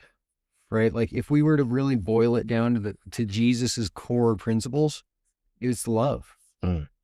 God is love. Love is everything. It's creation. It's mother. It's father. It's everything. In today's world, we have effectively eroded the family values traditional. We don't need a dad no more. Moms can do this on their own. Well, that's not working out very well. We don't need the Bible. We figure out morals on our own through the school system. Oh, by telling kids that they can chop off their genitals anytime they want and be whatever they want to be and spoon feed them testosterone or estrogen to get them to be what they think they need to be. No, in my mind, that is not morals. I am going to, again, say some some stuff. When it comes to like the transgender agenda. I will say it that way. Agenda is a good way to put it. I'm very libertarian. I think you should do you, boo boo. Mm-hmm. Do what makes you happy. However, when you start hurting other people, then it's a problem. I'm always going to protect children, period. I don't care if they're mine. I don't care if they're yours. I don't care if they're, Joe Blow. I don't care. My job is to protect them. When you have a system of belief that is described in the DSM-5, that's, the mental health Bible, basically, that is considered a mental illness, Mm-hmm. I do have a problem. Where that you're saying that is not a mental illness, that's just your way of life. Now, the DSM-5 says something very differently. We are a society that we want to be accepting of everyone. And I do try to accept everyone. I'm not a pronouns guy. I don't do that. Do we feed into schizophrenics delusions? We No, should not. We no. should not. No. No, that is something that is expressly, said in the DSM-5. Don't do that. But Why would we do that for any other mental illness? And yes, it is a mental illness. It's in the DSM-5. It's a mental illness. so we are actually, as a society, beginning to step over that threshold. If you look at what happened in New York with that man who's obviously mentally ill, who went around telling people explicitly that he was looking to kill a white girl, right? He had been released from incarceration 30 times, roughly. 14 times the judge let him go. How many arrests he'd have, I'm not actually sure. Okay, I might have it backwards. It might have been like 30 arrests, 14 incarcerations. Okay, but in a liberal society, we should feel bad for this man because he has a mental illness, right? Agreed. I do. I do feel bad for him that he has a mental illness. I feel even worse that we failed him as a society to help him. Instead, their answer is let him back out. Let him be free, right? I don't know, but going back to that lack of morality, okay, I think that is really what's driving our current situation. Does everybody need religion? No. Do some? Absolutely. Yeah. I think so. So, shit. I'm a snitch on myself. When I still wasn't having a personal relationship with God, I had a group of young sailors and Marines that asked me questions, and I was given a nickname of Preach because I knew the Bible very well. I was asked questions, and I would answer those questions. Okay. So I was given a very unfortunate nickname, or I viewed it as very unfortunate because I didn't believe in God. Somebody asked me something, and I explained that the Bible is a book of allegories to teach you to be a good person. Exactly. Handbook of how to be a good man. Yes. Yeah. At that point in my life, I had already been overseas. I'd been around the world a couple times. And I struggled with faith. When it came right down to it, I had read the Quran. There's not very many Westerners who have, because you have to read Arabic to read it. I didn't read Arabic, but I happened to find a Quran that was translated from Arabic to English, and I read it, and it sort of explicitly tells you how to read that book. If there's contradictions, whatever was written latter, like earlier in the book, is superseded by what was written later. And Kind of like Old Testament, New Testament. right. But it tells you how to deal with it. In the Bible, it doesn't tell you how to deal with contradictions. No. It's kind of a weird thing with dogs. And black dogs specifically, black dogs are a big no-no. I didn't understand any of that. It's like Christians and swine Yes. at the beginning. So, like, those books are there to teach you how to be a good person, or ostensibly, that's what it's supposed to be. But it doesn't seem like that's what it is. I believe that we are supposed to be learning how to be good people, and if you're not being a good person, it's very obvious. And that individual, yes, while mentally ill, he needs to figure his shit out.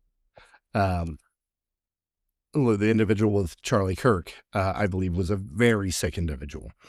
The Crook's kid who took a shot at the president, very sick individual. The dude who was convicted for trying to take a shot at the president, like a week later, he was very sick. I don't know what else to say, but they're mentally ill and sick people. Absolutely. So outside of, we're going in a direction that I don't know what else to say except for they're sick people and they need to figure it out. And if they can't figure it out themselves, the people who are around them need to tell them. So that's kind of where I was headed with that in a roundabout fashion. We are going to have to do this again because this is going to go way longer than I have time for tonight. But in general, without any kind of guidelines, without any kind of train tracks to keep the train on per se, we will fall to the devil. It is a battle between good and evil. Okay. I agree with you there. It is a battle between good and evil. Let me go back into some of what Eisenhower warned us about here, just to finish this off, because that's where I was at. Are you getting into the industrial? Yes. Yes. So it's going to go there. A vital element in keeping the peace is our military establishment. So when everybody wants to demonize... I'm going to fix this so that we can see your face over there. When everybody wants to demonize America for having a strong military presence, this is why right here, okay? A vital element in keeping peace is essentially walking with a big stick. Our arms must be mighty, ready for action, so that no potential aggressor may be tempted to risk his own destruction. Moving on to another paragraph. Until the latest of our world conflicts, the U.S. has had no armaments industry. The American makers of plowshares could, time as required, make swords as well. But now we can no longer risk emergency and provisions of national defense. We have been compelled to create a permanent armaments industry of vast proportions. Added to this, 3.5 million men and women are directly engaged in the defense establishment. And this was Eisenhower's time. We've gone well past this. Oh, well past. Well past this. We annually spend on military security more than the net income of the United States corporations. Again, we are well past that at this point. The conjunction of an immense military establishment and a large arms industry is new in the American experience. The total influence, economic, political, even spiritual, is felt in every city, every state house, every office of the federal government. We recognize the imperative need for this development, yet we must not fail to comprehend its grave implications. Our toil, resources, and livelihood are all involved. So is the very structure of our society. In the councils of government, we must guard against the acquisition of unwanted influence. Again, I repeat, in the councils of government, we must guard against the acquisition of unwarranted influence, whether sought or unsought by the military-industrial complex. The potential for the disastrous rise of misplaced power exists and will persist. Skipping down a couple of paragraphs, the prospect of domination of the nation's scholars by federal employment, project allocations, and the power of money is present and gravely to be regarded. Yet in holding scientific research and discovery in respect, as we should, we must also be alert to the equal and opposite danger that public policy could itself become captive to the scientific technological elite. So that kind of speaks to trust the science. Yeah. Right? We've been preached that for how long now? Trust the science. Again, another factor in maintaining balance involves the element of time. As we peer into society's future, we, you, and I, and our government must avoid the impulse to live only for today, plundering for our own ease and convenience the precious resources of tomorrow. We cannot mortgage the material assets of our grandchildren without risking the loss also of their political and spiritual heritage. Agreed. We want democracy to survive all generations to come, not to become the insolvent phantom of tomorrow. And that, in my mind, kind of speaks to, it speaks to the fact that industry is currently shaping everything. Agreed. If there's money to be made, that is the religion. Well, and you said something funny in there that like made me think of trust the science, right? And as somebody who is an independent, I believe neither left nor right. We trust the science in everything except for abortion. We trust the science in everything except for Gender. transgenderism. And in all honesty, like I feel like that Psychosis.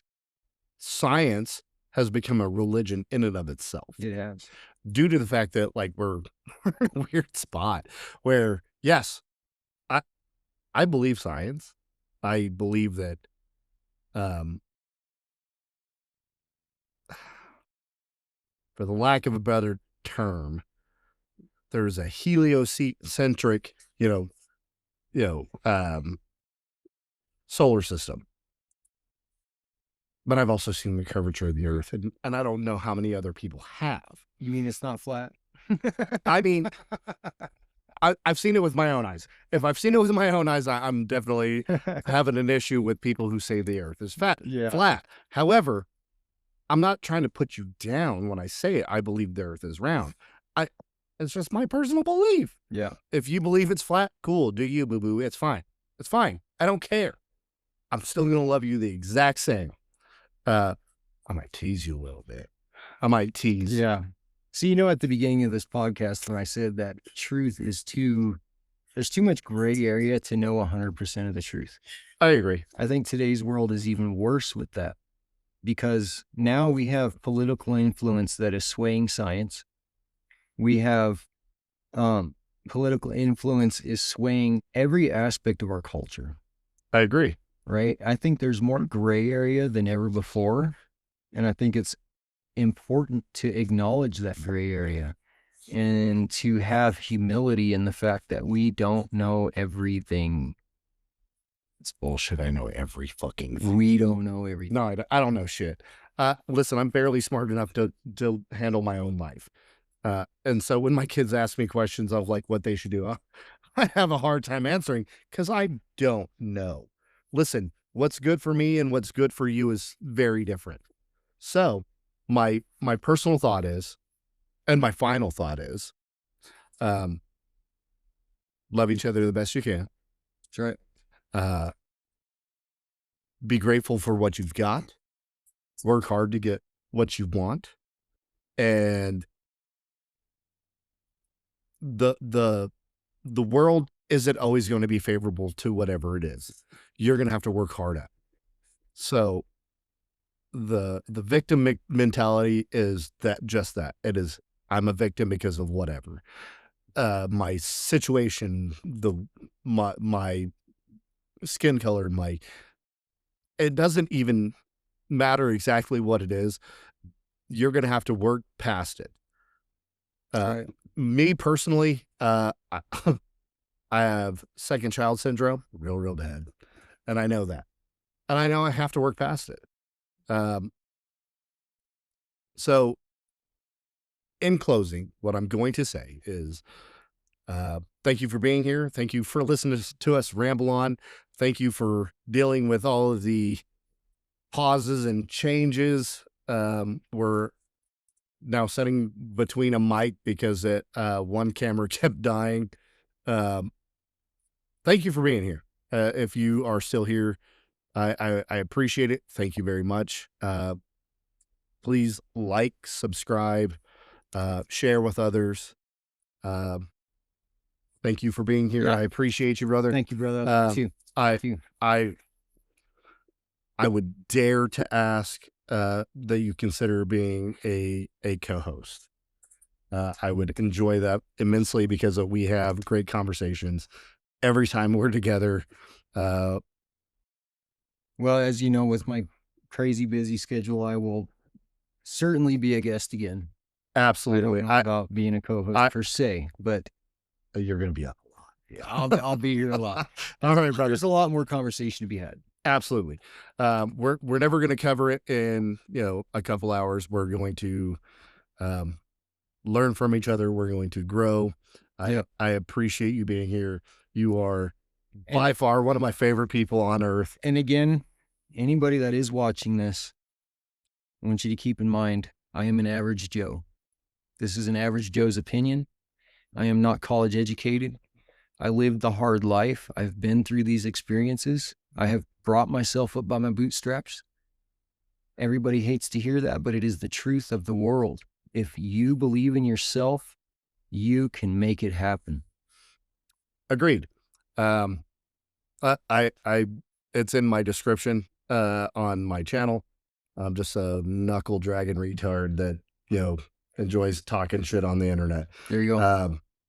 So thank you for being here. I appreciate you. Yeah, thank you, brother. Love you too.